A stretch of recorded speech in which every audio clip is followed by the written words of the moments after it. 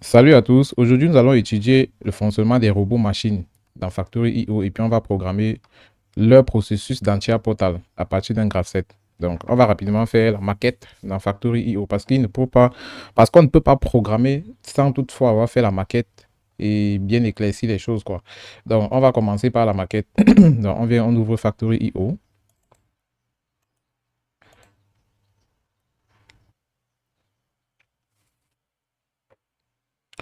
Ok, la Factory.io est déjà ouvert. Donc je vais aller sur New. New, ça veut dire un nouveau projet. Donc, lorsqu'on ouvre Factory.io, la première étape, c'est d'enregistrer le projet, comme je l'ai toujours dit. Donc, on commence par enregistrer.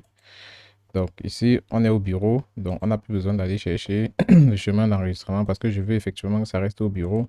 Donc, le nom ici, qu'est-ce qu'on peut mettre? Comme nomenclature, on peut mettre par exemple programmation, simulation du graph set de pilotage d'un système de transfert de colis, d'un système de transfert de pièces usinées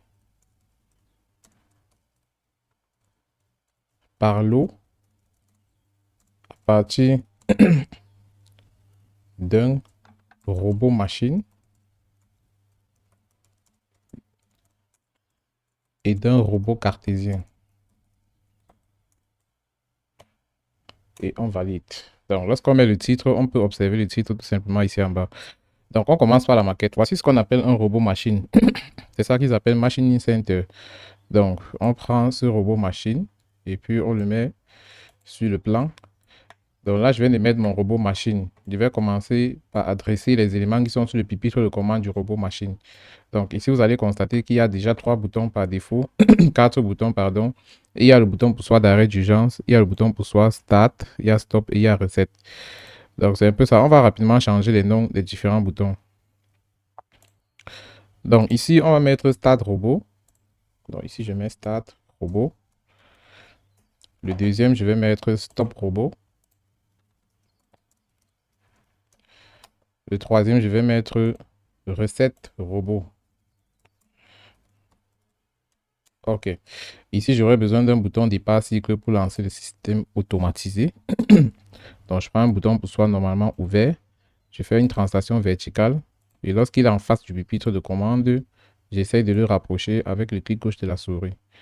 Donc, lorsqu'il entre en contact avec la pièce, avec l'objet, pardon, il s'arrête pendant un certain temps. Et c'est au moment-là qu'on doit lâcher le curseur de la souris. Donc, ici, je viens de positionner le bouton DCY. Lorsque vous voyez, par exemple, il y a deux nomenclatures à faire. Le premier, c'est celui qui est en bas, on a mis Sensor. Le deuxième, c'est Actuator. Ça veut dire que celui-ci, c'est pour l'entrée du bouton. Et là, c'est pour la sortie. Donc, la sortie ici, c'est juste le voyant du bouton. Bon, je vais changer la couleur parce que le bouton pour soi, de départ, c'est que c'est une couleur verte que je suis supposé mettre par défaut. Donc, là, je vais mettre départ cycle. Et ici, le voyant du bouton, je ne vais pas l'adresser. Donc, je peux le laisser comme ça parce que je n'ai rien à foutre avec la couleur parce que je ne veux pas utiliser la couleur du bouton, en fait. C'est pas trop important pour moi. Donc, ici, je vais faire une translation verticale pour l'aligner juste en bas des autres boutons. Donc là, je viens de finir avec le pupitre de commande. Je vais prendre un gyrophare et je vais le positionner quelque part là. Donc, je fais translation verticale et je le déplace comme ceci. Je vais le positionner quelque part là. OK. Donc, j'ai mon gyrophare quelque part ici. Je vais l'appeler lampe. OK. Donc, ici à l'entrée, j'aurai un convoyeur. Donc, je vais prendre un convoyeur de 4 mètres. Je mets à l'entrée. Et lorsqu'on met un convoyeur, on vérifie le sens des flèches. Si vous ne vérifiez pas le sens des flèches, vous aurez des soucis. Lorsque vous allez démarrer le convoyeur, je vais par exemple tester celui-ci. Sinon, lorsque vous allez démarrer le convoyeur, au lieu qu'il tourne, là, c'est le sens normal, le sens indiqué par la ligne de flèche. Donc, c'est un peu ça. Et je vais aligner le convoyeur. Il doit être aligné avec le centre du trou. En fait, le centre du trou doit être aligné avec le centre de gravité du convoyeur. Donc, c'est un peu ça. Et celui-ci, je vais l'appeler convoyeur d'entrée du robot. Donc, je peux abréger ça conf int.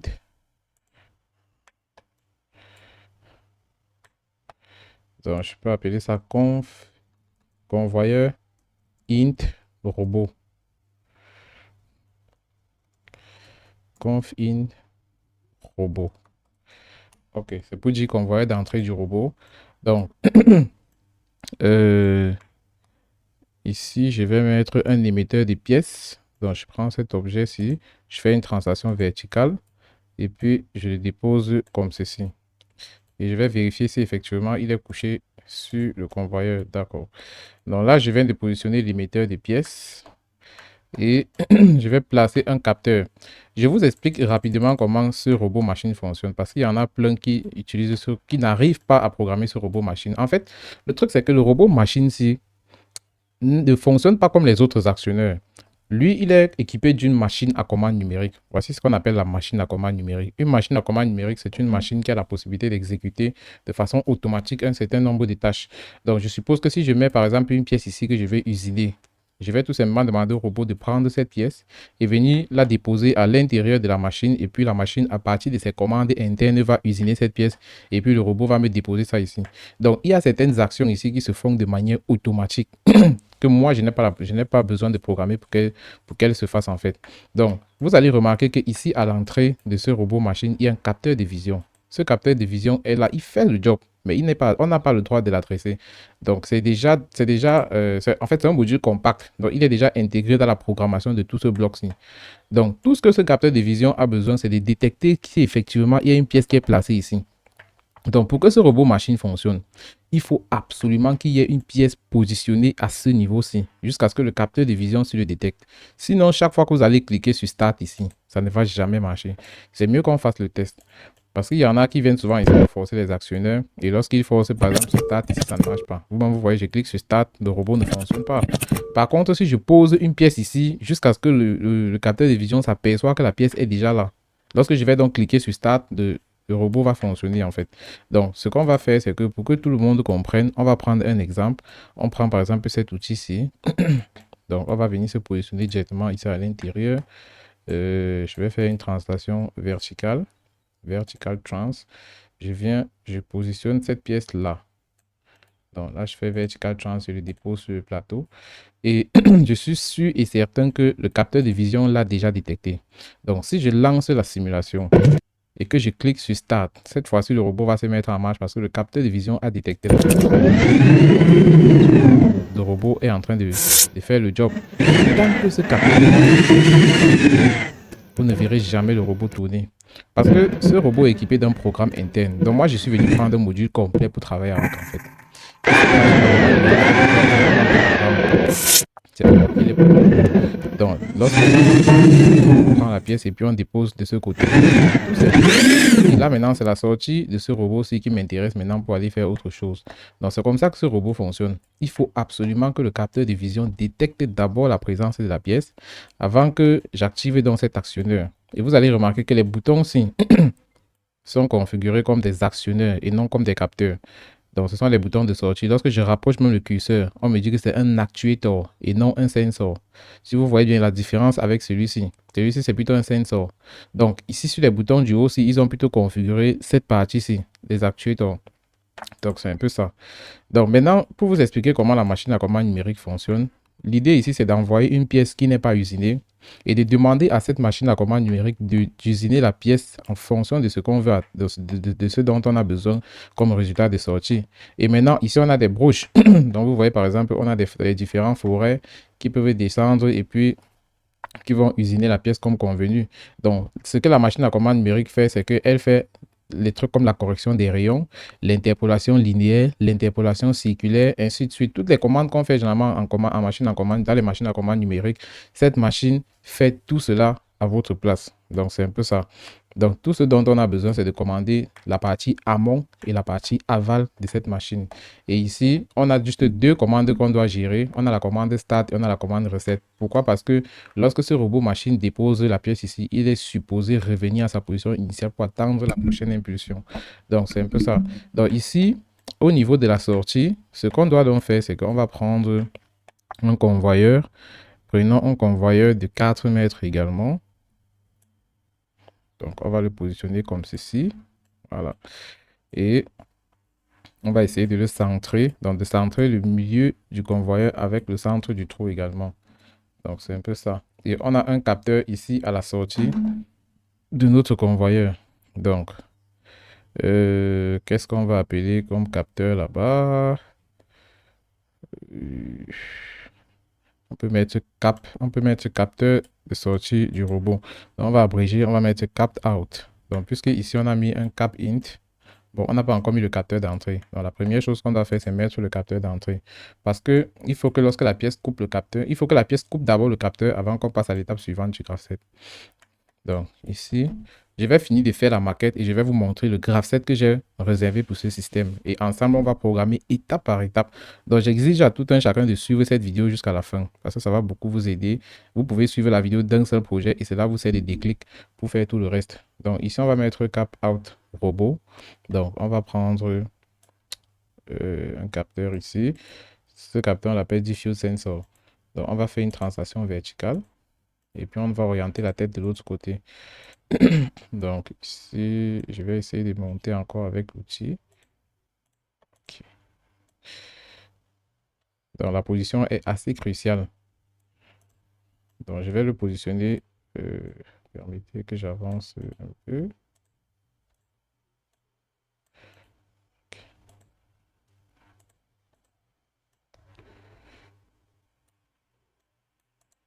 Je pense que...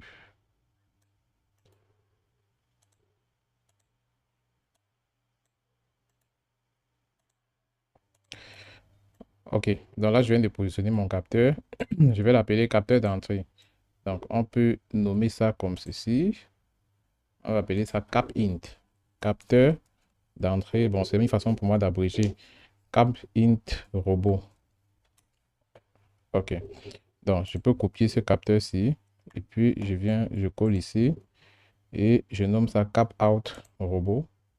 Donc, je dis capteur de sortie du robot. Cap out robot. OK. Donc, maintenant, il y a ce convoyeur-ci. Je vais l'appeler convoyeur de sortie du robot. Ici, je vais nommer conf out robot. OK. Donc là, je viens de nommer le convoyeur de sortie du robot. Et je rappelle qu'à la sortie de mon robot, j'ai prévu un robot cartésien pour récupérer les pièces qui sont usinées et les classer dans un casier. Donc, le casier va convoyer les pièces. Le casier va recueillir les pièces. Bon, je ne sais pas comment je vais dire ça. Le casier sera utile pour conserver les pièces par lot de 4 et puis on va les évacuer par le biais d'un convoyeur de sortie. Donc, ici, la position du robot cartésien est cruciale. Donc, on a deux robots ici qu'on va utiliser. Le premier, c'est ce robot machine qu'on appelle Machining Center en anglais. Et le deuxième, c'est un robot cartésien. Donc, voici ce qu'on appelle le robot cartésien ici là, le Two Axis Pick and Place. Donc, je prends ce robot cartésien et je viens le positionner comme ceci.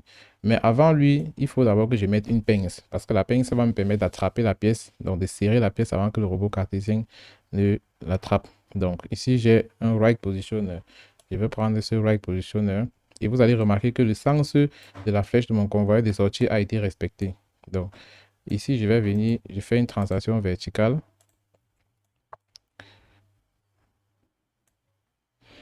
OK. Donc là, je viens de faire une translation verticale. Je me rassure que les deux sont en contact. Maintenant, je vais déposer sur le convoyeur. OK. Voilà. Donc là, je viens d'aligner cet outil-ci avec le convoyeur.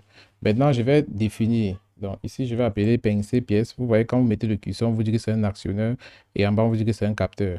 Donc ici, le premier, là, on a mis clamp. Ça veut dire pincer ou attraper. Donc je vais nommer ça pincer pièce. Donc ça, c'est le nom de l'action que je veux faire avec cet actionneur. Pincer pièce. Et son capteur, je vais appeler pièce pincée. Parce que le capteur nous donne les informations en temps réel. Donc je vais appeler ça pièce pincée.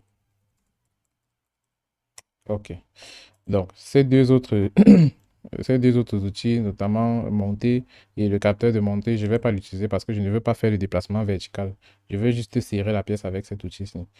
Donc, progressivement, lorsqu'on utilise certains éléments, on peut y aller les effacer. Donc, pour la suite, j'aurai un convoyeur d'extraction. Donc, ici, je vais mettre d'abord mon robot cartésien comme ceci. Je prends ce robot cartésien, j'active la rotation. OK. Donc, lorsque vous positionnez le robot cartésien, vous devez mesurer à quelle distance vous voulez déplacer le robot cartésien pour le positionner. Du moins, pour qu'il vous fasse le job, je vous explique comment ça fonctionne. Ici, on vous dit par exemple, two axis pick and place. Ça veut dire que ça, c'est le déplacement suivant X. Donc, je peux venir ici, je teste le déplacement suivant X. Force, vous voyez qu'il passe jusqu'à sa fin de course, qui est ici. Et lorsque lorsque je le déplace jusqu'à sa fin de course, je me rends compte qu'il déborde un peu trop l'extrémité de ce convoyeur.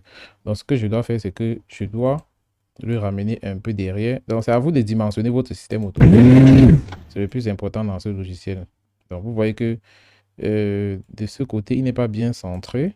Donc, je vais un peu l'aligner. Voilà. Donc là, j'ai l'impression qu'il est bien aligné avec le convoyeur. Je vais encore tester. OK. Pour vérifier ça, il faut faire une translation suivant Z2 pour voir effectivement là où il pointe. Donc là, je constate qu'il pointe quelque part, mais ce n'est pas au milieu du convoyeur. Donc, je vais essayer de le déplacer légèrement comme ceci. Okay. Donc, là, j'ai fait un Z. OK. Donc là, maintenant, je constate que il pointe exactement au milieu du tapis. Donc, ce que je vais donc faire, c'est quoi? Je vais rapprocher légèrement le robot cartésien. OK. Donc, je peux encore tester. J'annule d'abord le Z et je le réactive encore. Voilà. Là, je constate que le robot cartésien pointe exactement au milieu du convoyeur. Ça, c'est déjà une bonne information. Donc, j'ai fini avec la position du robot cartésien sur ce convoyeur. Donc, maintenant, ce que je fais, c'est quoi? Je vais venir ici. Je désactive d'abord les deux ici. Je vais regarder la rotation. Bon, il y a le convoyeur d'extraction que je vais le positionner avant de continuer le dimensionnement. Donc, je vais mettre un convoyeur de 6 mètres ici, par exemple. J'active la rotation. Je vérifie le sens des flèches. C'est le bon sens. Donc, lorsque vous voyez, par exemple, le rouge comme ça s'est d'abord affiché là. Lorsque le rouge s'affiche, ça veut dire qu'il y a deux objets 3D qui se sont collés. Et ça arrive jamais lorsque vous venez de poser l'outil. Donc, c'est comme ça, vous le déplacez juste jusqu'à ce qu'il n'y ait plus de contact. Maintenant, je positionne ce convoyeur d'extraction. Ici, j'ai un émetteur de pièces qui est au-dessus du convoyeur d'extraction. Donc, je fais une translation verticale. Et puis, je le positionne. Je descends encore avec l'objet. Et je fais la rotation. Ok. Donc, je relance ma simulation. Ici, ce que je veux, ce sont les casiers. Donc, on appelle ça les stackable box dans Factory.io. Donc, ici, je fais le clic droit. Je choisis les pièces qui vont être émises. Je désactive toutes les boxes ici parce que je ne vais pas les utiliser. Et je viens sur Base to Image. Je laisse palette. Je désactive Square Palette. Et ici, j'active Stackable Box parce que c'est un casier. OK. Donc, j'ai déjà choisi le casier. Je peux revenir ici. Je force encore mes différents actionnaires. Déplacement suivant X et déplacement suivant Z. Je suppose que je suis allé prendre la pièce. Je remonte. Maintenant, ici, il y a les outils pour la rotation. Ça, c'est la rotation dans le sens direct. Ça, c'est la rotation dans le sens indirect. Dans le sens indirect, c'est le sens des aiguilles d'une montre. Le sens direct, c'est le sens contraire des aiguilles d'une montre. Donc, je suppose que c'est celui-ci que je vais pivoter pour qu'il aille plutôt vers la droite. Donc, j'active et je vérifie si effectivement il peut me déposer un objet dans le casier. Donc, je vais activer la descente et je vois qu'effectivement il tombe dans le casier. Mais je vais déplacer légèrement ce casier vers l'avant. Donc, c'est comme ça qu'on fait pour dimensionner un système ici. On vérifie toutes les positions pour être sûr que le système sera précis. Donc, ici, je vais déplacer ceci légèrement vers l'avant. OK. Avec mon travail, j'active la rotation. OK. Et je fais la descente. Là, je me rends compte que j'ai légèrement débordé. Donc, je peux faire un petit CTRL Z. OK.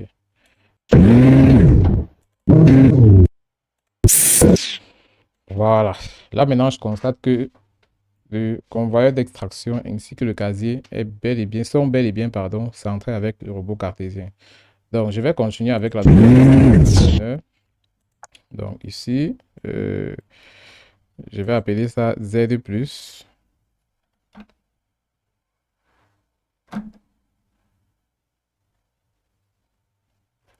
OK, donc on commence la nomenclature. Ici, on va appeler ça Z+. Ça veut dire déplacement vertical suivant Z. Et ici, on va l'appeler capteur Z. Donc, on ne va pas vraiment l'utiliser. C'est bien de numéroter quand même capteur Z. Et ici, on va nommer ça attraper pièce. C'est ça qu'ils ont mis grab, attraper pièce. Et ça, c'est son capteur, pièce attrapée.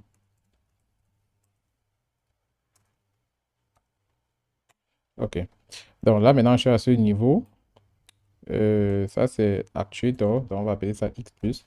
C'est pour la translation horizontale suivant X. Et ça, c'est son capteur. Donc, on va appeler ça capteur X. OK. Donc, ici, ça, c'est pour la rotation. Ici, on a deux rotations avec le capteur ici. Donc, ici, on a rotation dans le sens direct. Et ici, on a la rotation dans le sens indirect. Donc, on va abréger ça. Rotation, sens direct. Ici, on va mettre rotation, sens indirect. OK. Maintenant, ici, on va appeler ça capteur. Ou bien on met rotation en cours. C'est son capteur. Rotation en cours. OK. Donc, ça, c'est le capteur qui indique quand est-ce que la rotation est en train de se produire. Maintenant, ceci, c'est pour tourner la tête de la brochette. Donc, on ne va pas trop utiliser ça. Généralement, on utilise ça lorsqu'on veut faire tourner les objets qui sont un peu plus longs en largeur qu'en hauteur. Ou bien en longueur qu'en largeur, en fait. Donc, c'est un peu ça. Et puisqu'on vient de configurer tout ça, on va mettre un convoyeur un extracteur de pièces. Donc, ici, on fait une translation verticale. On le positionne sur le convoyeur vertical trans. Et on essaie de bien positionner l'outil. OK. Maintenant, ici, on aura un capteur exit qui va nous donner l'information que la pièce vient d'être évacuée. Donc, ici, on nomme d'abord ce convoyeur-ci. On va l'appeler convoyeur 1. Et on va prendre un capteur diffuse sensor.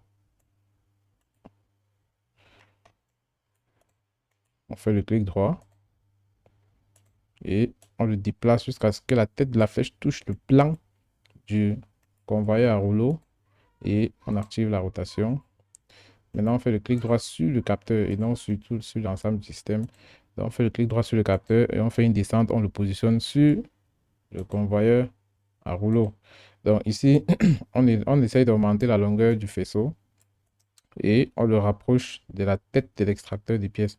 Parce qu'il faudrait que, pile au moment où la pièce est en train d'être extraite, que le capteur soit aussi touché. Donc c'est un peu ça, c'est un capteur fin de course. Donc ici, on va l'appeler exit, ce capteur. Soit on l'appelle exit, soit on l'appelle fin de course. Mais je vais mettre exit parce que c'est ce qui est dans mon graph7. Donc ici, euh, j'ai fini avec la configuration de mon robot cartésien. Qu'est-ce que je vais encore faire? Si j'ai Machining Center, quand on dit Machining Center is busy, c'est que la machine est occupée, donc la machine est en cours d'usinage. As error, la machine a rencontré une erreur, produce lead, production en cours. Et Machining Center Open It. Open It parce que c'est un capteur qui indique que le couvercle est ouvert. Donc actuellement, le couvercle de la machine à commande numérique est ouvert. Machining Center Zero Progress. Donc ça sera quand l'usinage sera en cours. Donc, je suppose que j'ai tout nommé mes différents éléments.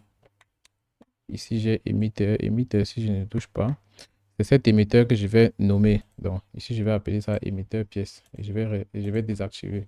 Parce que je vais commander l'émetteur là. Donc, émetteur pièce. Voilà. Donc, je pense que j'ai bien réalisé mon système. Et il faut donc barricader la zone. Donc, je vais barricader la zone avec une barrière. On va prendre... Je vais vous montrer les différentes barrières qu'on a ici. On a les barrières S, M, E, L, E, X, L, E, en fonction des dimensions que vous voulez en fait. Donc ici, on va prendre ce XL-ci. Donc on barricade la zone pour éviter que qui que ce soit passe à côté du système lorsqu'il est en plein fonctionnement. Donc on se comporte comme si on était réellement en train d'installer sur le terrain, quoi. Donc ici, je vais faire un CTRL-C, CTRL-V. Ok. Donc ici, je prends une barrière S. Voilà. Donc là, maintenant, je reprends encore un XL. J'active la rotation. Les XL sont les barrières les plus longues. Donc, on prend ça pour gagner en temps. Et on essaye d'aligner autant que possible. Voilà. Donc ici, je fais un copier-coller. Et je fais également un coller ici. Voilà. Donc, ici, je vais prendre, prenons par exemple une barrière M. Pourquoi pas une barrière? Bon, une barrière S, elle est très petite. Je peux prendre une barrière L. Ouais. Je vais essayer plutôt une barrière L ici. Ok. Donc là, j'ai pris une barrière L. Et ici, je complète avec cette petite barrière S. Ok. Donc ici, je vais effacer ce monsieur. Je prends encore une barrière XL. Donc, je vais essayer de fermer la zone comme ceci. Ok. Et je prends encore une barrière XL. J'active la rotation.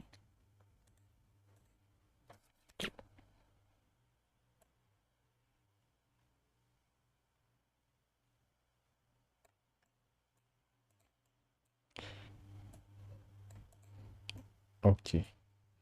Ici, dans la barrière L, si elle est très longue, je peux prendre une barrière S. Ceci, j'active la rotation. J'essaye de compléter le petit morceau-ci. Et enfin, je vais chercher à fermer. Donc, je peux fermer avec un M.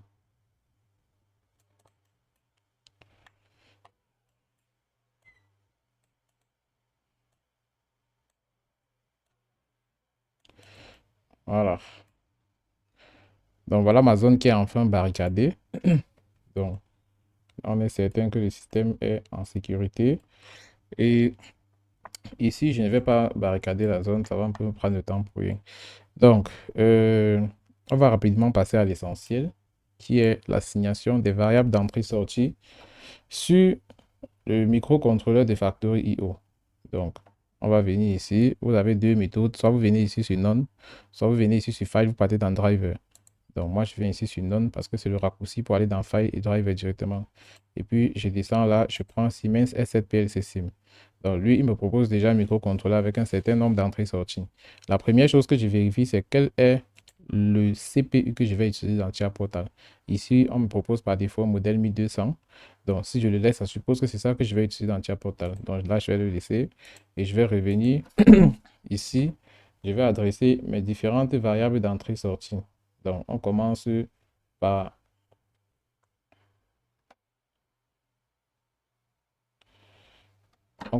DCY. Donc, le tout premier, c'est dépasse Y. Là, on a DCY. Ensuite, on a cap int robot, capteur d'entrée du robot.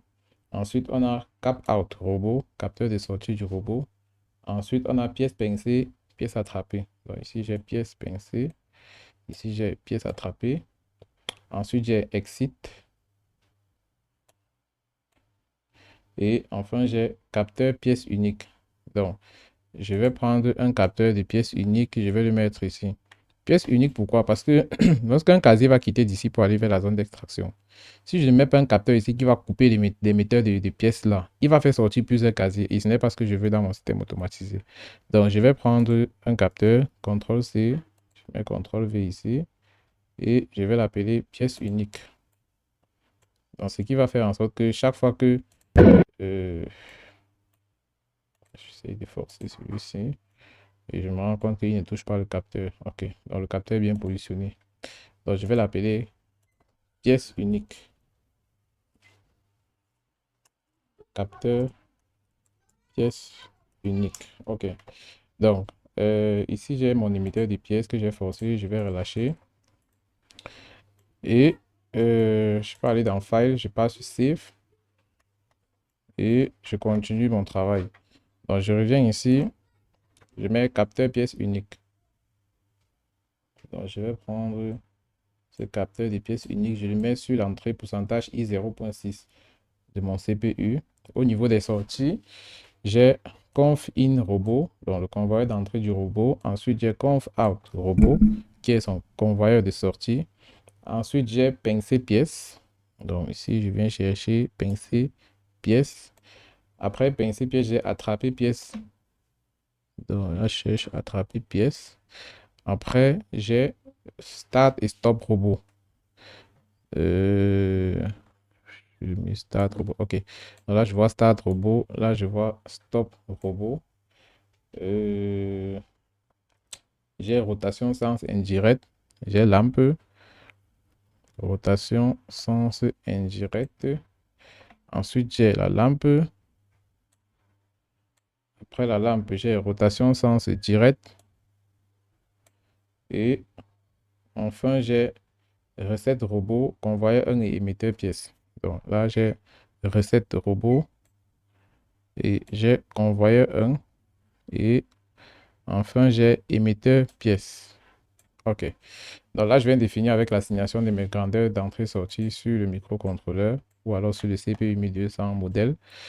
Donc, je vais enregistrer et puis je vais aller programmer mon système automatisé dans Tia Portal. Mais avant toute chose, je vous présente d'abord le graph7 parce qu'on ne programme pas un système qu'on n'a pas fait son graph7, à moins que c'est une programmation structurée. Donc ici, j'ai par exemple mon graph7 qui me permettra de piloter ce système comme vous le voyez bien là. Donc, ici, j'ai l'étape initiale et la première transition, c'est DCY. La transition DCY me permet de passer de l'étape 0 à l'étape 1. Et à l'étape 1, ce que je veux, c'est mettre en marche le convoyeur d'entrée du robot. Donc là, vous voyez conf int robot. Et je n'ai pas seté parce que justement, dès qu'il va toucher le capteur, il va directement couper l'actionneur ici en fait. C'est lorsqu'on le set qu'il reste en marche jusqu'à ce qu'on le reset en fait. Et là, j'ai seté la lampe. Et après avoir seté la lampe, j'ai l'émetteur de pièces que j'ai également seté. Donc, cet émetteur de pièces-ci, je le set à l'étape 1 du graph7. Et ici, j'ai convoyeur 1 que j'ai mis reset. Donc là, j'ai le capteur d'entrée du robot. Donc, lorsque je touche le capteur d'entrée du robot, je vous montre ça rapidement ici. Je l'ai positionné ici à l'intérieur parce que je ne veux pas utiliser le front descendant. Si je le mets par avant, je vais mettre plutôt le front descendant pour dire que c'est lorsque la pièce va traverser le capteur que que l'action qui est en amont va s'arrêter en fait. Donc, c'est un peu ça. Dans le front descendant, c'est le passage de 1 à 0. Donc ici, je suis en train de dire ceci sur mon graph 7. Voici mon graph 7. Lorsque le convoyeur d'entrée du robot est en marche, étant donné que l'émetteur de pièces est des ACT, ça suppose que par défaut, il va émettre les pièces. Maintenant, j'ai même oublié de choisir la pièce qui sera émise. Donc, toutes les boxes sont désactivées. Je vais prendre plutôt un green raw material. Donc, l'idée ici, c'est de prendre une pièce qui n'est pas usinée et de permettre à la CNC de l'usiner comme il se doit. Donc ici, je cherche la base. La base, je ne veux aucune base parce qu'on n'envoie pas la base dans la CNC. On envoie uniquement la pièce non usinée. Donc ici, lorsque la pièce sera émise, il faudra que le convoyeur soit en marche pour la véhiculer jusqu'à l'entrée. Et lorsque on coupe le capteur, selon le graph 7, cap in robot, directement, on a l'action start robot. Donc, une fois que le capteur sera coupé, vous allez constater que la pièce sera déjà à ce niveau. Ça veut donc dire que le capteur de vision sera déjà en train de voir la pièce. Donc, du coup, l'action start robot pourra déjà se mettre en marche en fait. Donc, c'est un peu ça sur mon graph 7. Et lorsqu'on a l'action start robot, on attend que le robot machine usine la pièce jusqu'à nous renvoie ça vers le capteur de sortie. Donc, le capteur de sortie nous témoigne effectivement que le robot machine a fini le job et il nous a envoyé la pièce à ce niveau. Donc, voici le capteur de sortie du robot. Et lorsque je touche ce capteur, je dois activer maintenant le convoyeur de sortie. Donc, voici le convoyeur de sortie ici. Je l'active et j'ai prévu qu'il sera actif pendant un certain temps, en fait. Donc, il y a une temporisation pour l'activer et après cette fin de temporisation, on va directement activer le robot cartésien. Donc, ça, c'était un peu ça ma politique. On va continuer. Donc, ici, j'ai le convoyeur de sortie du robot et j'ai activé une tempo de 3 secondes. Et ici, j'ai mis reset robot parce que justement, lorsque le bras robotisé m'envoie la pièce ici, il est supposé revenir à sa position initiale. C'est pour ça que j'ai mis reset robot à ce niveau. Maintenant, le stop robot même que j'ai pris, je ne l'utilise même pas dans le graph 7. Le stop robot, c'est juste pour immobiliser le robot pendant son déplacement. C'est un peu ça. Et là, maintenant, j'ai pièce pincée. Donc, pièce pincée, c'est le capteur qui indique que ce monsieur, parce que lorsque la pièce arrive ici, cette pièce est véhiculée jusqu'au niveau de la trappe. Donc ici, lorsqu'on attrape la pièce, il y a un capteur qui indique que la pièce a été pincée et le robot cartésien va venir donc prendre la pièce pour aller déposer dans le casier là-bas. Donc c'est un peu ça. Donc, c'est un peu ça la logique de mon graph 7. Là, la suite, ce n'est qu'une succession de temporisation et de séquences d'étapes. Donc, ceux qui sont assez intelligents vont comprendre le graph 7. Et ici, vous allez constater que j'ai initialisé un compteur. Donc, le compteur, s'il permet simplement de compter le nombre de pièces qui entrent dans le casier ici. Donc, à chaque fois que le robot cartésien prend une pièce usinée par la CNC ici, il vient mettre dans le casier. Et lorsqu'on atteint 4 pièces, on convoie directement l'ensemble vers la zone d'extraction. Donc, c'est un peu ça. Donc ici, lorsqu'on veut mettre un compteur dans un graph 7, on met deux conditions. La condition fausse du compteur et la condition vraie. Donc ici, tant que la valeur du compteur est inférieure à 4, il faudra toujours revenir ici, recommencer le processus. Recommencer le processus, ça veut dire envoyer la pièce ici à l'entrée de la CNC, l'usiner, renvoyer ça ici à la sortie, prendre et mettre là-bas. Donc c'est ici que le compteur s'incrémente chaque fois que la pièce entre ici. Donc c'est un peu ça. Donc toutes ces actions vont se réaliser 4 fois de suite jusqu'à ce qu'on ait 4 pièces dans le casier avant l'extraction. Donc c'est un peu ça. Et une fois que l'extraction a été faite, on a notre capteur exit qui sera touché. Et lorsqu'il est touché, le cycle recommence. Donc, lorsqu'il est touché, bon, vous voyez que depuis le graph 7, on doit revenir à l'étape 1 et recommencer les différentes actions ici. Et puis, on va programmer le système. Donc, je double-clique sur Tia Portal V16. OK, donc une fois que Tia Portal est ouvert, la première étape, je l'ai toujours dit, quand on veut travailler Factory.io, la première étape, c'est d'importer le template. On ne s'agit pas. Donc, étant donné que j'ai utilisé un CPU 1200, je vais chercher également un template de 1200 et non celui du 1500. Donc, ici, j'ai déjà un template que j'avais ouvert par défaut dans mes projets récents. Je vais essayer de le prendre. Mais au cas contraire, si je ne l'avais pas ouvert, je devais venir dans Parcourir et je devais aller là où j'ai mon fichier du template. Comme chez moi, ici au bureau, j'ai Factory.io template, j'ai le 1200 et j'ai le 1500. Donc, je peux même l'ouvrir directement ici plutôt que d'aller prendre le projet récent là-bas. Donc, j'ouvre ce template-ci et je patiente. OK, lorsque le template est ouvert, on passe directement dans ouvrir la vue du projet. Donc, on ne revient plus dans créer un projet, choix configuration. Non, on passe directement dans ouvrir la vue du projet. Parce que le template vient déjà par défaut avec un CPU.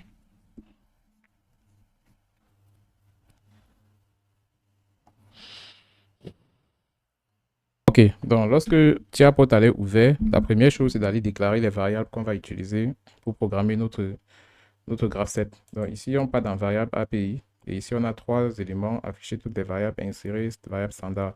Donc ici, on va aller dans insérer une nouvelle table de variables et on va insérer les variables d'entrée et de sortie. D'entrée et de sortie, pourquoi? Parce que de façon structurée, il est préférable de déclarer les variables d'entrée à part et les variables de sortie également à part. Donc, c'est ce que je vous conseille lorsque vous êtes sur Tia Portal. Vous venez ici dans insérer une nouvelle table de variables. Cette première table-ci, vous mettez table des entrées. Et la deuxième, vous mettez table des sorties.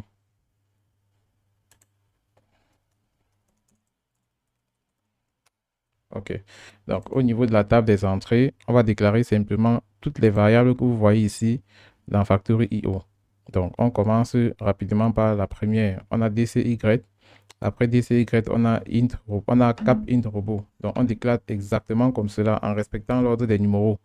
Parce que si les numéros ne sont pas respectés, les numéros des adresses, vous allez par exemple déclarer une variable sur une broche qu'il ne faut pas et ça ne va pas faire le job. Donc ici, on va mettre DCY. Ensuite, on a cap int robot. Ensuite, on a cap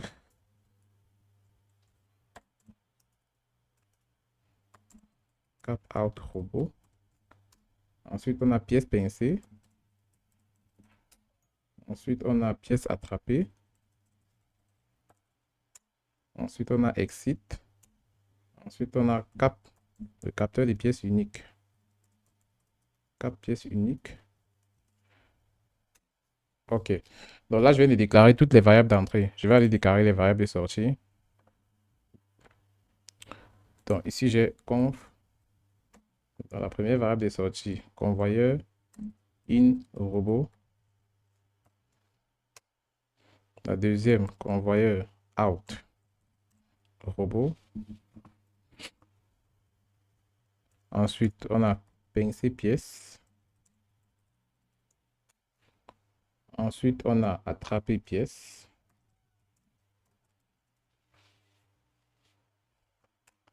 Ensuite, on a start robot. Stop robot. Ensuite, on a rotation sens indirect. Après, on a lampe, rotation sens direct.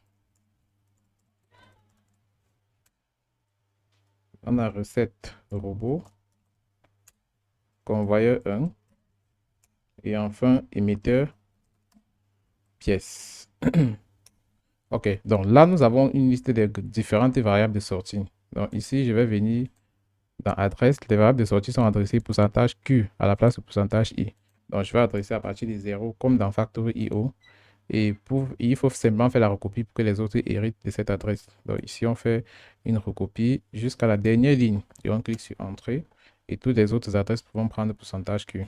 Donc là, c'est bon avec ceci. Et puis, je viens dans table des variables standard. Je déclare la variable graph7. Donc ici, j'ai une variable graph7 qui sera une variable de type int parce que c'est cette variable qui à chaque fois va porter l'étape active du graph7. Donc, je vais l'adresser par exemple, ça doit être une variable mémoire. On peut mettre pourcentage MW5 et là, je ferme les différentes tables de variables. Je viens dans bloc de programme. Donc, lorsque je suis dans bloc de programme, je vais aller dans ajouter un nouveau bloc. Donc ici, je vais créer deux blocs, le bloc étape transition et le bloc action. Mettons transition étape. Transition et étape. Donc, on va mettre ça dans FC et on va programmer ça en ladder.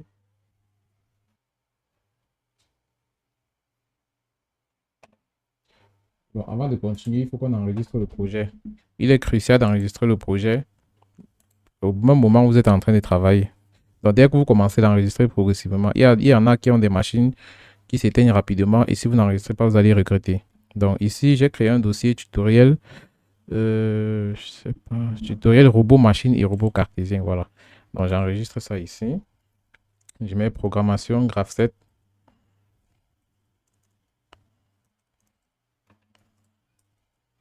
Robot machine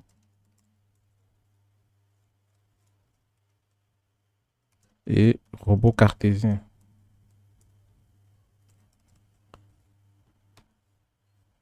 Pour l'usinage, et convoi des pièces.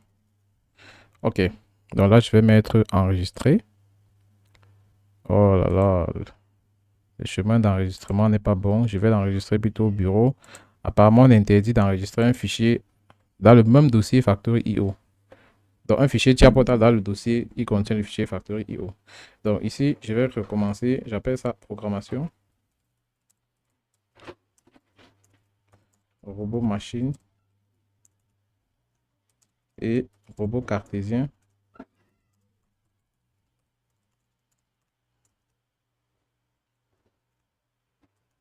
Pour usinage et convoi des pièces.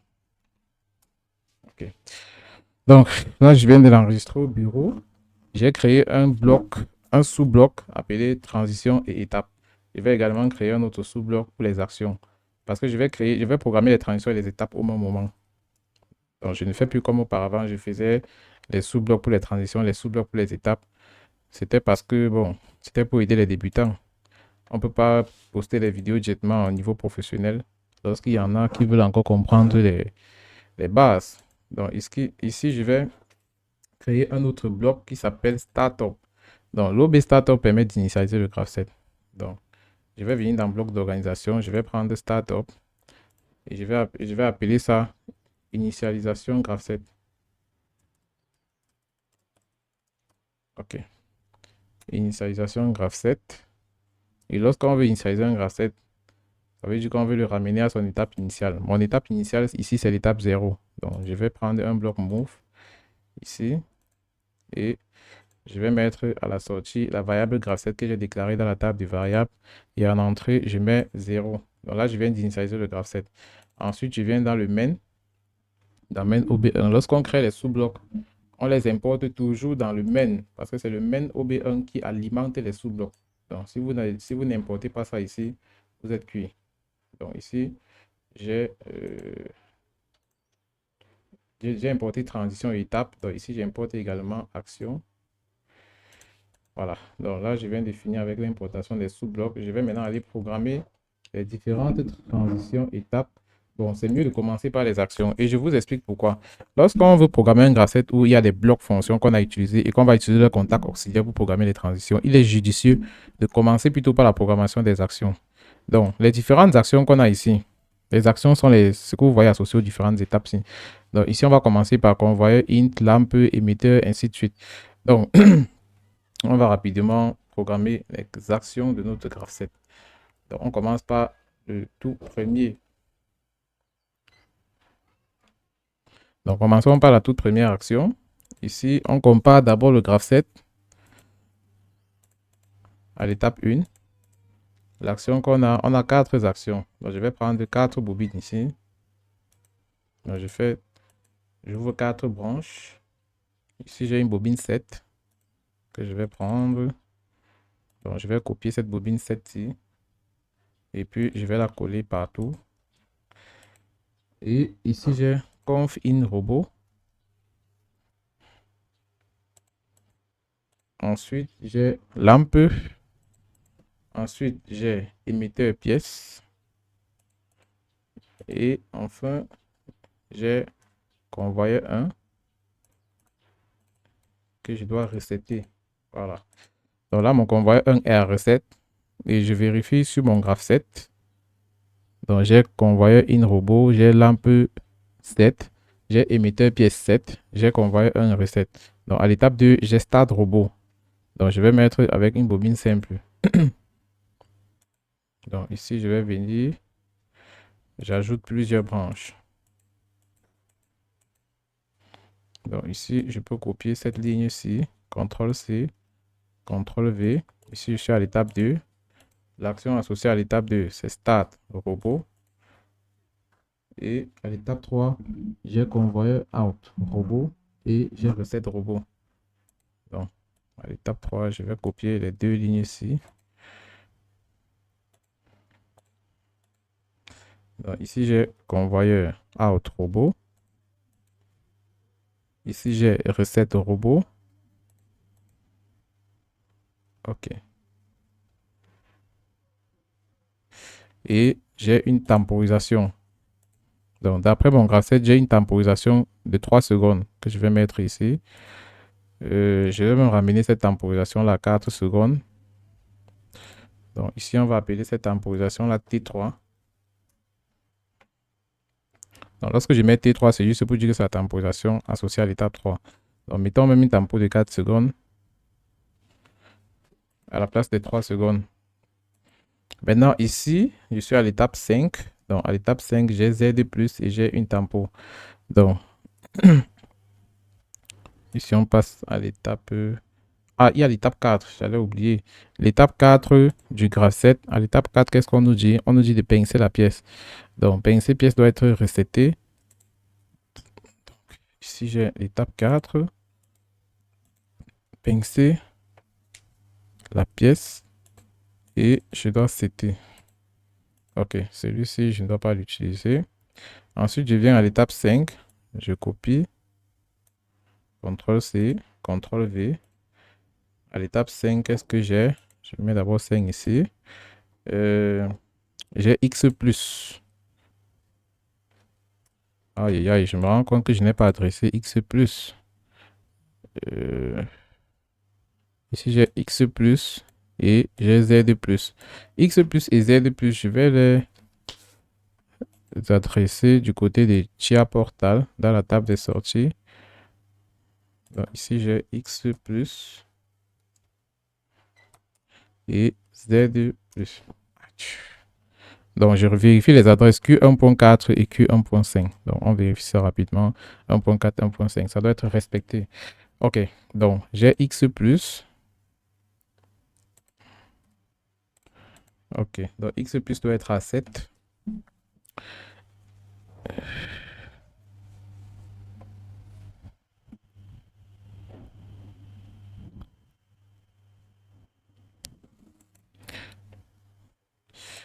Et là, j'ai une temporisation d'une seconde. Donc, d'après mon graph 7, à l'étape 5, j'ai X plus 7 et j'ai une tempo d'une seconde. Donc, ici, je vais venir. Je vais mettre un tonne. Donc, ça, c'est la tempo associée à l'étape 5. On va appeler ça T5. Et c'est une tempo d'une seconde. Donc, je peux passer à l'étape 6. À l'étape 6, qu'est-ce que j'ai? Je vais d'abord coller ici. Je mets 6 ici.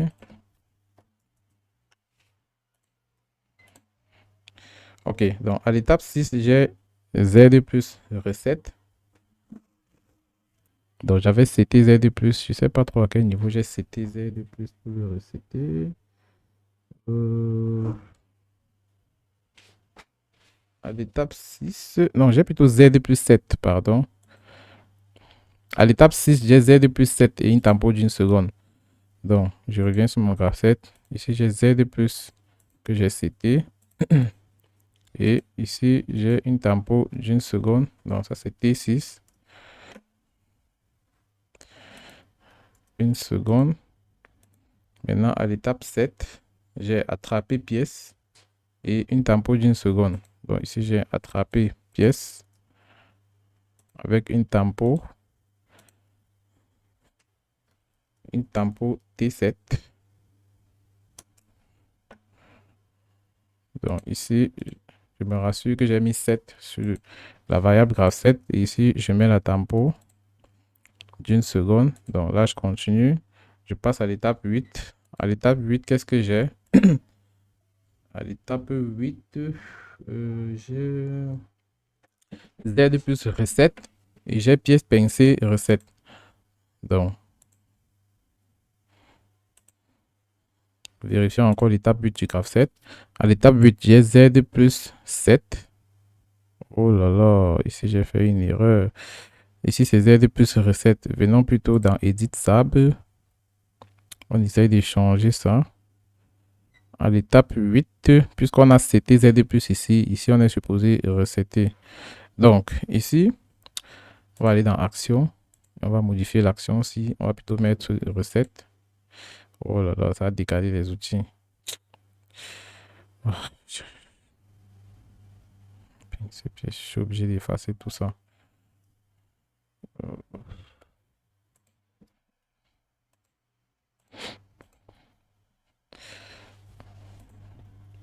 Donc ici, on a Z plus recette. Et on a pincé pièces.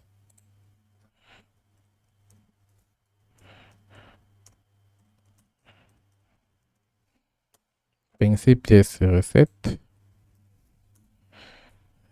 Et on a une tempo d'une seconde. Donc ici, je vais copier cette temporisation-ci. Et puis, je vais venir coller ici. OK. Donc, je crois qu'on peut continuer. J'étais à l'étape 8. À l'étape 8, on a Z plus recette, pincé pièce recette, tempo d'une seconde. Donc, on revient sur le graphe 7. On a Z plus recette. CTRL-C, CTRL-V. Pincé pièce recette.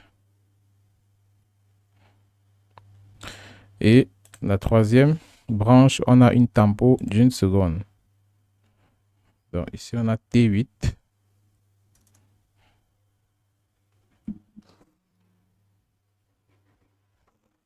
Ici, on va mettre une seconde. Et on passe à l'étape 9. OK, donc à l'étape 9, on a rotation sens indirect avec une tempo. Donc on revient sur l'étape 9. Rotation sens indirect avec une tempo d'une seconde.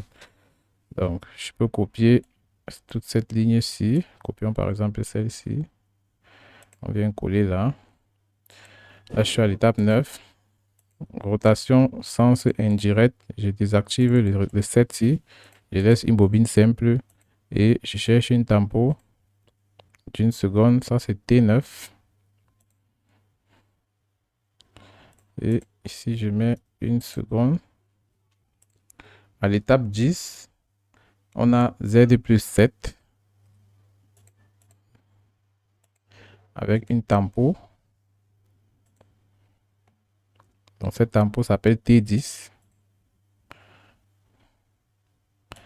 Donc, ici, j'ai une tempo d'une seconde. Je continue. Ça, c'est l'étape 10. Ici, je suis à l'étape 11. À l'étape 11, qu'est-ce que j'ai? J'ai attrapé pièce recette. Donc, je peux vérifier sur le graphe 7. Attraper pièce recette, Z plus recette et T égale à 1 seconde. Donc, je cherche déjà les trois branches. Ça, c'est T égale à 1 seconde. Donc, cette tempo-ci, c'est T11.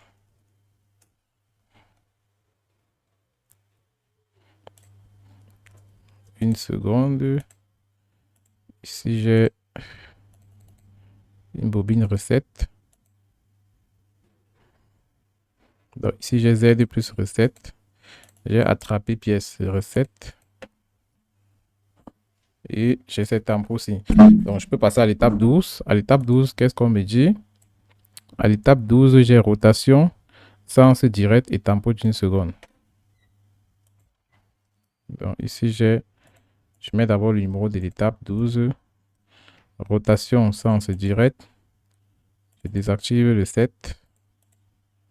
Et je mets la tempo. Ici, c'est T12.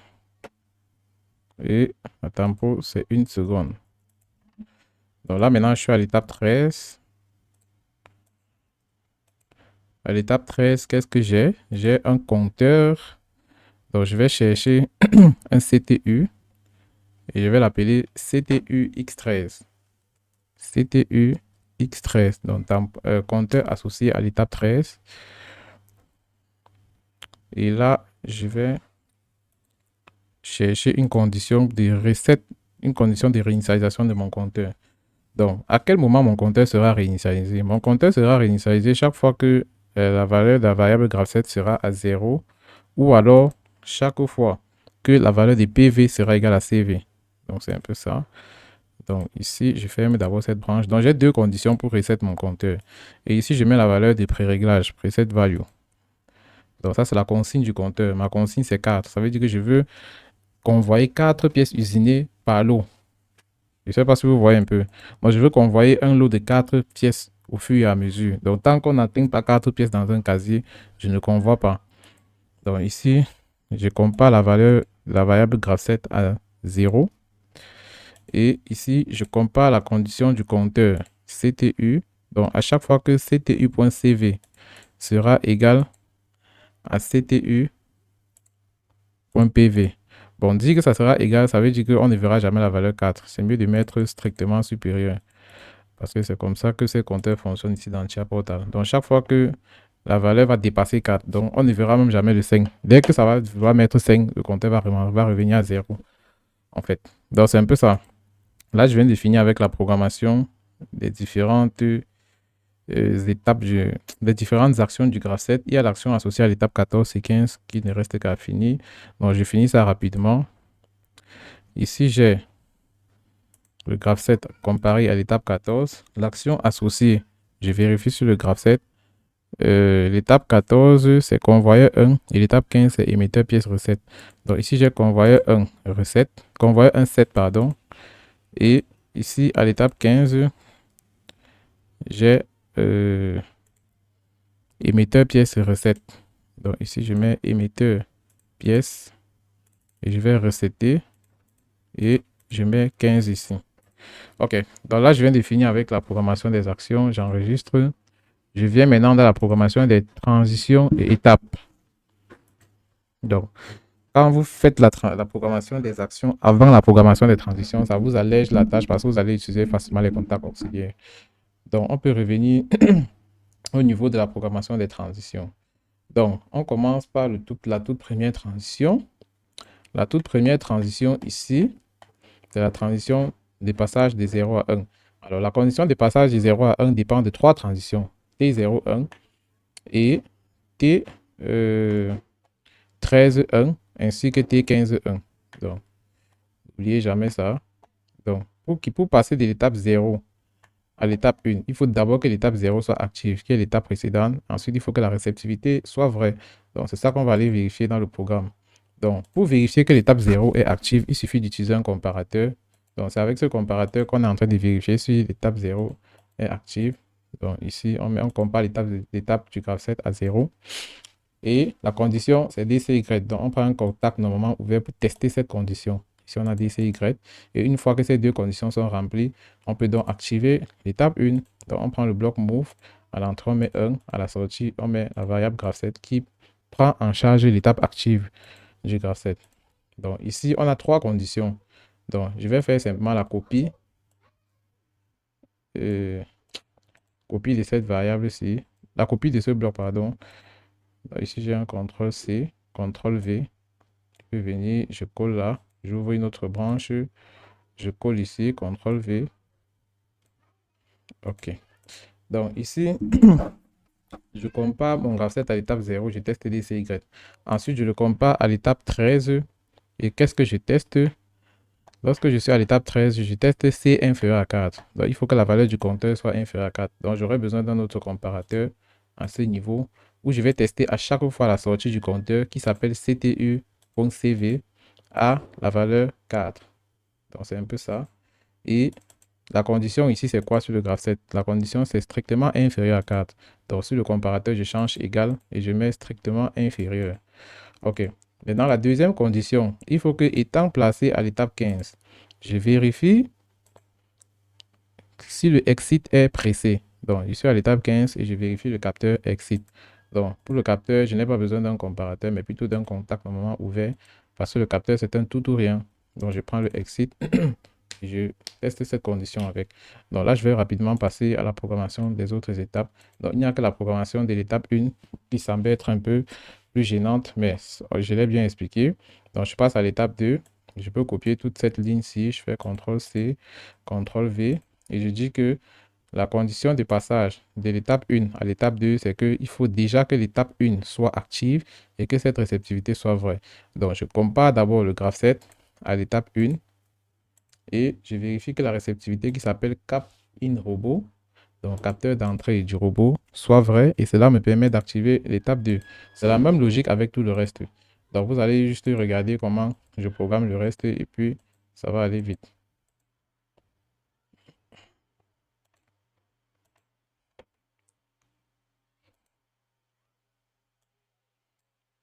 Donc maintenant, pour activer l'étape 3, il faut comparer le graph set à l'étape 2 et vérifier la réceptivité capteur de sortie du robot. Donc, on va coller ici. On compare d'abord le graph set à l'étape 2 et on vérifie la réceptivité capteur cap out robot. Voilà. Et ici, on active l'étape 3. Maintenant, ici, dans Factory IO, vous allez remarquer que le capteur s'y est placé ici à la sortie. Donc, ce qu'on veut, c'est que puisque c'est quand le capteur s'est touché que le convoyeur se met à tourner, il faut absolument qu'on mette un frein montant pour que dès qu'il détecte déjà le passage de 0 à 1, qu'il mette rapidement le convoyeur en marche pour qu'il ne nous perde pas le temps en fait. Donc, je vais venir ici. Bon, c'est au choix, hein. Même si vous ne mettez pas le front montant, ça va toujours marcher. C'est juste pour plus de précision dans le système. Donc, pour mettre le front montant là-bas, il suffit simplement de changer ce contact C par un contact P et de définir une variable de front. La variable de front, c'est la variable qui vient avec une mémoire qui va mémoriser le front de cette étape, de ce capteur en fait. Donc, on peut appeler par exemple cette variable front, front 1. Ok, donc ici on appelle ça front 1, on va les définir et lorsqu'on définit les fronts, ce sont les bits mémoire, ce ne sont pas les pourcentages I ni les pourcentages Q. Donc ça c'est un bit de front et chaque fois on va stocker la valeur du front montant si dans ce bit pourcentage M0.0. Mais je l'ai si bien dit, si vous laissez le contact normalement ouvert, ça va toujours marcher. Ici c'est juste pour avoir plus de précision, pour que puis le moment où on veut déjà toucher le convoyeur, qu'il est déjà en marche. C'est un peu ça. Mais si je ne mets pas le front montant, ça veut dire qu'il faudra attendre qu'il coupe d'abord le capteur avant que le convoyeur se mette en marche. Mais il ne va pas totalement couper. Parce que attendre qu'il coupe totalement avant que le convoyeur se mette en marche, ça c'est lorsqu'on utilise plutôt le front descendant. Parce que le front descendant, c'est le passage de 1 à 0. Donc c'est un peu ça. Là, je viens de gérer le front montant de ce capteur. Donc on va rapidement avancer. On essaye de programmer l'étape 4. Donc, pour programmer l'étape 4, il faut comparer le graph set à l'étape 3 et vérifier la réceptivité associée à l'étape 3. La réceptivité qui suit l'étape 3, c'est T bar X3 bar 3 secondes. Et souvenez-vous, j'ai changé la tempo si j'ai mis 4 secondes. Donc, même si vous laissez 3 secondes, c'est pareil. C'est à vous de dimensionner la tempo en fonction du besoin du système. Donc, j'ai mis 4 secondes là-bas. Donc, ici, je vais prendre le contact auxiliaire de la tempo de l'étape 3 qui s'appelle T3.Q. Ok, et cela me permet d'activer l'étape 4. Donc ici, je continue. Je veux activer l'étape 5. Donc je compare le graph set à l'étape 4 et je vérifie la réceptivité qui s'appelle pièce pincée, pardon. Et là, j'active l'étape 5. Donc on continue.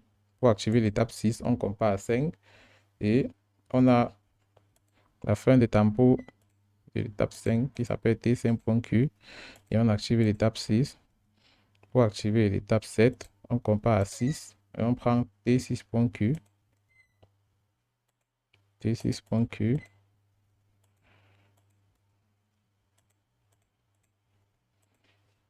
Ok, donc ici je prends T7.Q. Donc ici c'est pour activer l'étape 8.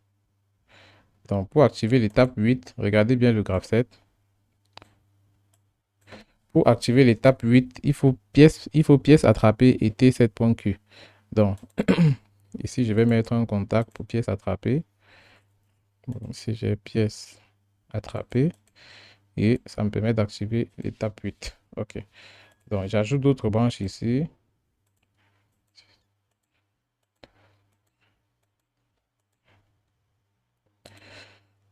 Ok, donc on active l'étape 9. Donc on compare d'abord le graph set à l'étape 8 et on prend T8.Q parce que c'est la seule transition qu'il y a entre 8 et 9, T8.Q. Bref, à partir d'ici, tout le reste, c'est juste les tampons jusqu'à l'étape 13. Donc ici, je vais mettre 9. Ici, j'active l'étape 10. Je compare à 9. Je prends T9.Q et j'active l'étape 10. Je continue, j'active maintenant l'étape 11. Donc, je compare à 10 et la réceptivité c'est T11.Q, T10.Q, pardon. Ici c'est T10.Q et ça me permet d'activer l'étape 11. Pour l'étape 12, je compare à 11. Je prends T11.Q et ici je mets 12. Pour l'étape 13, je compare à 12 et ici j'ai T12.Q et j'active l'étape 13. Et lorsque l'étape 13 est active, maintenant pour activer l'étape 14, il faut comparer à 13 et vérifier cette réceptivité qui est C supérieur ou égal à 4. Donc n'oubliez pas, ici on compare à l'étape 13 et on prend un comparateur pour vérifier la réceptivité. Donc ici on compare la valeur de la sortie du CTU qui s'appelle CTU.CV. On la compare à 4, pardon. Donc ici, on doit se rassurer que cette valeur est supérieure ou égale à 4. OK. Donc ici, je viens de prendre supérieur ou égal à 4 et ça me permet d'activer l'étape 14. J'efface ça. Maintenant, je vais activer l'étape 15. Donc, je compare à 14 et je prends capteur pièce unique. OK. Donc là, je viens d'activer l'étape 15 et je fasse cette double flèche parce que si vous laissez ça, ça va créer une erreur de compilation. Donc là, je crois que je viens de finir avec tout le code et je vais vérifier les erreurs pendant la simulation parce qu'on ne peut pas tout observer lors d'une programmation. Donc, on va rapidement venir ici. On va lancer, on va cliquer sur enregistrer d'abord et puis on va lancer la simulation.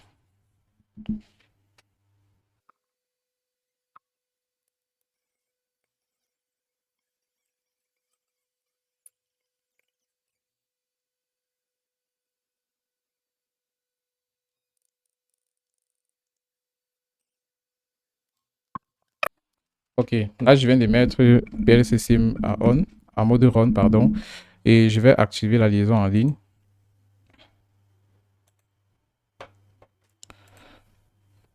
Donc lorsque vous voulez connecter Factory.io, rassurez-vous toujours que PLC Sim est en mode run du côté de Chiaportal.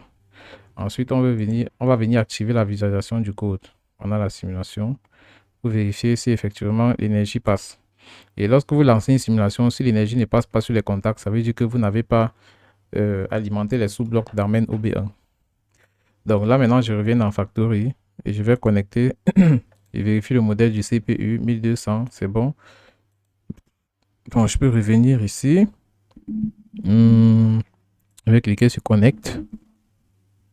Et le checkbox est vert. Donc, je suppose que tout est bon. Je peux donc venir ici. On va prendre... Bon, je vais vous expliquer comment utiliser les caméras ici. Donc, on va screenshotter cette position-ci pour dire que c'est la position du pupitre de commande. Donc, lorsque vous voulez screenshotter, vous venez, vous cliquez sur Save. Donc, vous zoomez d'abord l'endroit où vous voulez screenshotter. Par exemple, si je veux screenshotter uniquement l'intérieur de cette CNC, je me rapproche vers l'intérieur et une fois que je suis ici, je clique sur Save. Ça fera en sorte que lorsque je vais double-cliquer sur ce nom, ça va directement me ramener ici. Donc, on fait pareil avec le pupitre de commande. Ça va nous permettre de gagner en temps quand on veut lancer la simulation. Donc, on va screenshotter cette position-ci. Donc, on clique sur Save et on va changer le nom. On va appeler ça pupitre de commande.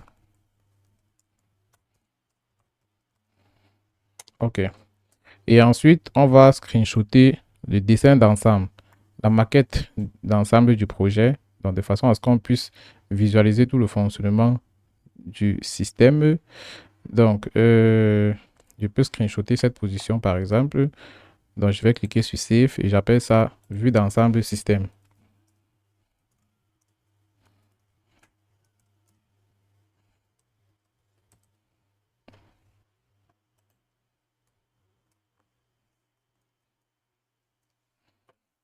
Vue d'ensemble du système. OK.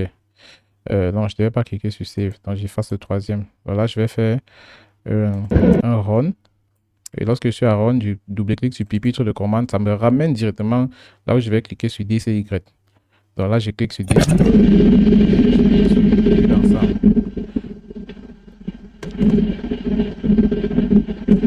Donc là, je constate que lorsque le capteur est coupé, je ne vois pas le convoyeur s'arrêter. Quand la pièce arrive, ça ne coupe pas le capteur. Donc, je vais encore tester ça. Parce que tant que le capteur n'est pas coupé, voilà, vous voyez que ça ne coupe pas. Donc, le problème, c'est ça. Il faut le gérer. Essayer de le ramener un peu comme ça. Je sais pas trop pourquoi est-ce que ça me fait ça.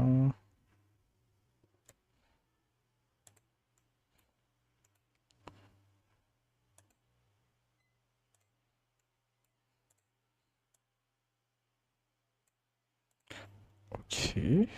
Lorsque je suis ici, je fais une translation verticale. Je sais pas pourquoi ça me fait ça. Je fais une translation verticale. Ok. Là maintenant je rallonge. Voilà. Je vais vérifier encore.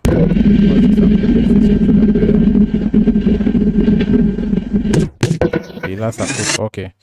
Donc, tant que le faisceau du capteur n'est pas coupé, vous aurez l'impression que vous avez raté le programme, alors que c'est pas ça le souci. Donc, je vais remettre mon PLC Sim à Stop Run pour amener le graph set à l'étape 0. Je reviens sur le pupitre sur le commande, je clique sur DCY et je clique sur DCY. Je pars sur la vue d'ensemble pour visualiser le système.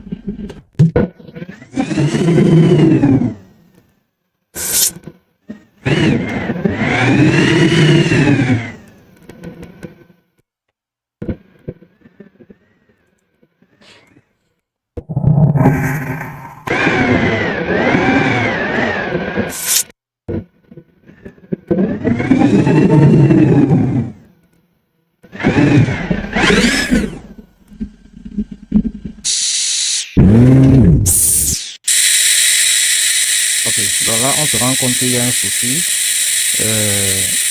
En fait, le robot cartésien descend lorsque la pièce n'est pas présente. Ça veut dire que la tempo qui a été fixée pour permettre que la pièce arrive à ce niveau est insuffisante. Donc, ce que je vais devoir faire, c'est ramener cette tempo à 6 secondes. Donc, je reviens ici au niveau de la programmation des actions. Permettez-moi d'arrêter la simulation ici. Je viens au niveau de la programmation des actions. Je change cette tempo-ci par 6 secondes. Et je relance la simulation. Ça va permettre qu'on ait du temps pour que la pièce arrive exactement au niveau du robot cartésien.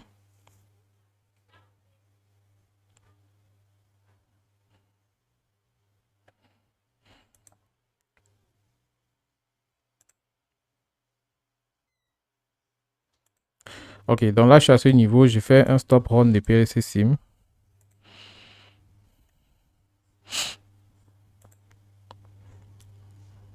Ok, donc là maintenant je vais revenir dans Factory IO. Je mets le système en marche, je prends le raccourci, je pars dans pupitre de commande, je clique sur DC, je mets la vue d'ensemble. Donc je ferme ça.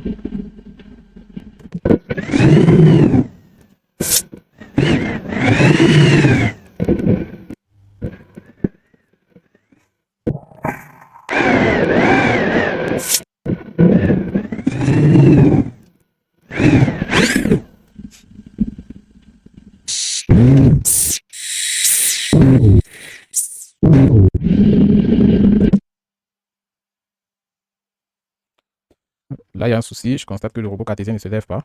Je ne sais pas, je vais regarder. Là, je suis bloqué à l'étape 2. La condition de passage de 2 à 3, c'est capteur, out robot.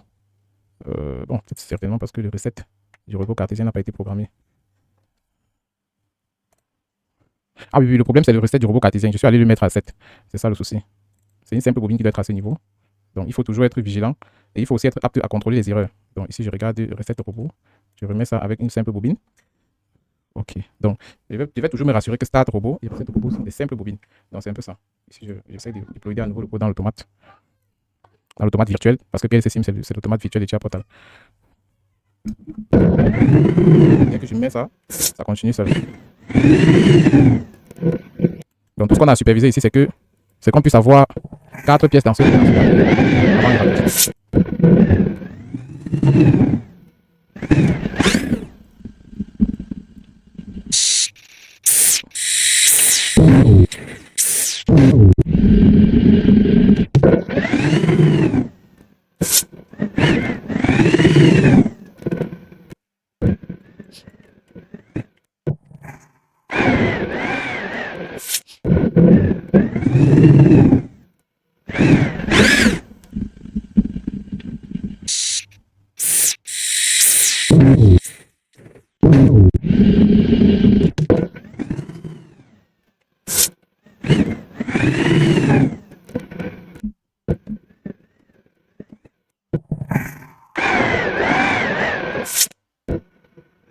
Donc,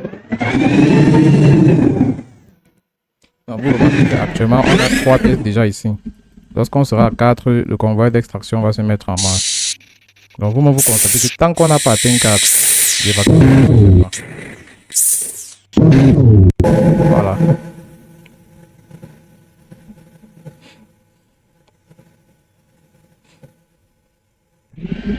Donc, vous voyez, c'est quand on atteint 4 pièces qu'on évacue.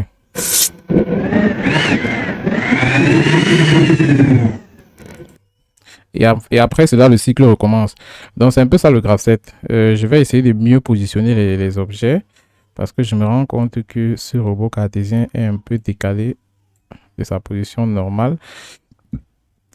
Et aussi, il y a certainement ce qu'on voyait aussi que je vais légèrement déplacer.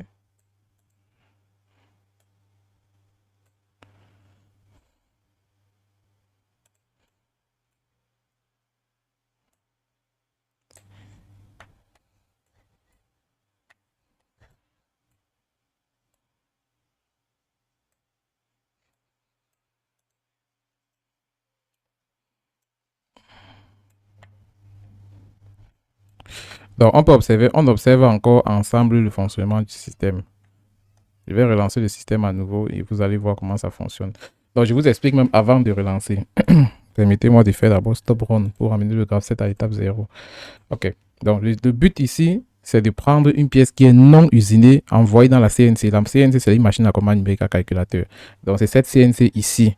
Donc, lorsqu'on prend la pièce non usinée, c'est le robot carté, c'est le bras robotisé qui prend la pièce et met dans la CNC. La CNC usine à partir des fonctions comme la correction des rayons, l'interpolation linéaire, l'interpolation circulaire, ainsi de suite, et nous produit le résultat que vous allez voir ici à la sortie. Donc, une fois qu'on a la pièce usinée, on va donc classer ces pièces-là par lot de 4 avant de les exporter. Donc, c'est ça le but de ce système automatisé. Et c'est le robot cartésien qui est chargé de prendre les pièces usinées et de les classer dans les casiers ou alors dans les caisses pour les exporter. Donc, c'est un peu ça. Je vais lancer la simulation pour que chacun de nous comprenne. Donc là, je vais venir sur mon pupitre de commande et je vais mettre en marche le système.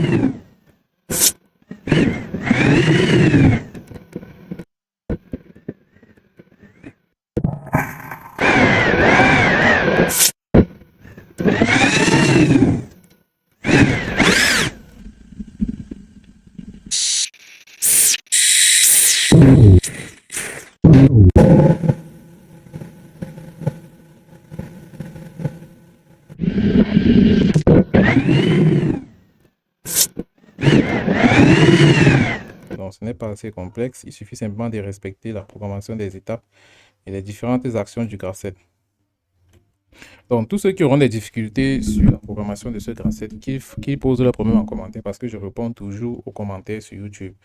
Donc, ils me soumettent leurs problèmes et puis on verra comment corriger le défaut. Donc, je remercie tout un chacun de m'avoir suivi et on se dit à la prochaine.